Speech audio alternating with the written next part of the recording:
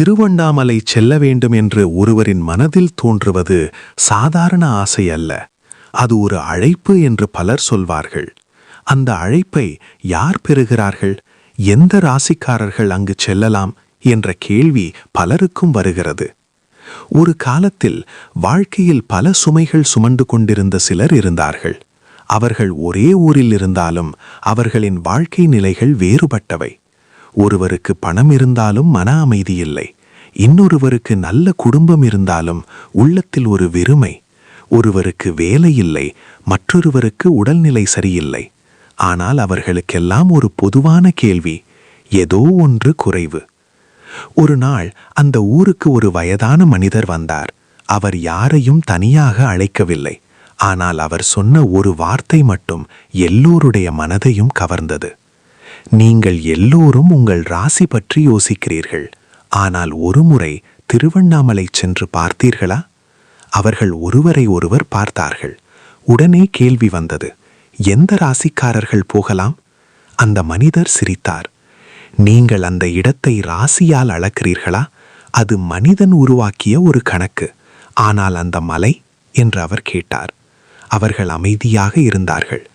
அந்த மலைக்கு முன் ராசி, ஜாதகம், நிலை, பணம் எதுவும் வேலை செய்யாது.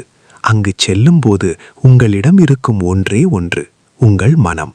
அந்த வார்த்தைகள் அவர்களை சிந்திக்க வைத்தது. சில நாட்கள் கழித்து அவர்கள் ஒன்றாக பயணம் செல்ல முடிவு செய்தார்கள். பௌர்ணமி இரவு. நிலவு முழுமையாக பிரகாசித்துக் கொண்டிருந்தது. அவர்கள் திருவண்ணாமலை வந்தார்கள். அங்கே வந்தவுடன் அவர்கள் முதலில் பார்த்தது அந்த மலை. அது சாதாரணமாக ஒரு மலை போல தோன்றவில்லை. அது எதையோ சொல்லும் போல இருந்தது.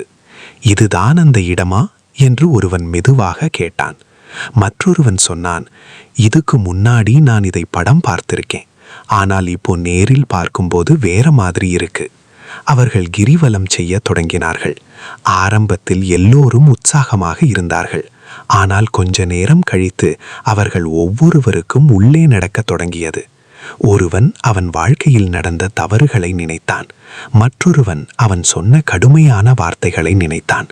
ஒருத்தி அவள் மனதில் வைத்திருந்த காயங்களை நினைத்தாள். அவர்கள் பேசவில்லை, ஆனால் அவர்களுடைய உள்ளம் பேசிக்கொண்டே இருந்தது. அந்த நடைப்பயணம் ஒரு உடல் பயணம் இல்லை, அது ஒரு உள்ள பயணம்.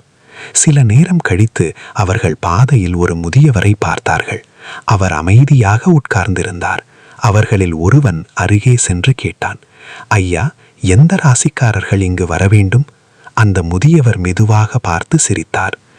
இந்த கேள்வி நீங்க இன்னும் கேட்கிறீங்களா என்று கேட்டார். அவன் குழப்பமாக பார்த்தான். உங்களுக்கு துன்பம் இருக்கா என்று முதியவர் கேட்டார். இருக்கு. அமைதி தேவைப்படுதா? ஆமா. நம்பிக்கை தேவைப்படுதா? ஆமா. அப்படின்னா நீங்க வரவேண்டிய இடம் இதுதான். அவர்கள் எதுவும் பேச முடியாமல் நின்றார்கள்.